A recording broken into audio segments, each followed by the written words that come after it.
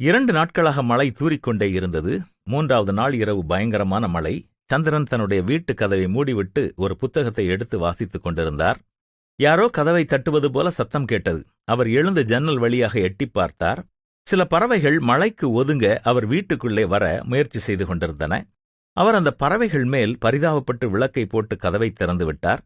அவரை பார்த்தவுடனே அந்த பறவைகள் பறந்து போய் பக்கத்திலே இருந்த மரக்கிளையில் உட்கார்ந்தன.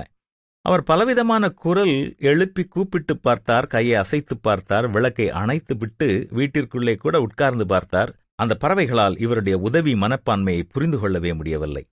சந்திரனுக்கு என்ன செய்வதென்று தெரியவில்லை. அப்பொழுது திடீரென்று அவருக்கு ஒரு எண்ணம் வந்தது. நான் மட்டும் ஒரு பறவையாக மாறியிருந்தால் எவ்வளவு சுலபமாக என் நோக்கத்தை நிறைவேற்றியிருக்கலாம். நான் உதவி செய்ய வேண்டுமென்றுதானே நான் கிட்டே செல்கிறேன், ஆனால் இந்த பறவைகள் விலகி விலகி போகின்றதே என்று வருத்தப்பட்டார். இப்படித்தான் தேவன் நம்மை பார்த்து வருத்தப்பட்டார். எனவே அவருடைய நோக்கத்தை நாம் புரிய வேண்டும் என்பதற்காக பரலோகத்திலிருந்து இயேசு கிறிஸ்துவை பூமிக்கு அனுப்பினார். நமக்கு உதவி செய்வதற்காக நம்முடைய பாவங்களை அவர் மேல் எடுத்துக்கொண்டு நமக்காக சிலுவையிலே அடிக்கப்பட்டார். நமக்காக அவர் செய்த தியாகத்தை புரிந்து கொள்ளாமல் இன்னும் நாம் அவரை விட்டு தூரமாக விலகிப் போவோம் என்றால் நம்மை விட முட்டாள்கள் வேறு யாருமே கிடையாது. நமக்காக பரலோக வாசல் திறந்து வைக்கப்பட்டிருக்கிறது. அதற்குள்ளே வரச்சொல்லி தேவன் ஆவலாக காத்துக் கொண்டிருக்கிறார். ஆனால் நாம் அந்த அறிவில்லாத பறவைகளைப் போல மரக்கிளைகளில் உட்கார்ந்து மழையில் நனைந்து கொண்டிருக்கப் போகிறோமா? அல்லது பாதுகாப்பான கதகதப்பான வீட்டிற்குள்ளே போவோமா? இதற்கான பதில் நம் கையில்தான் இருக்கிறது. யோசித்து முடிவெடுப்போமா?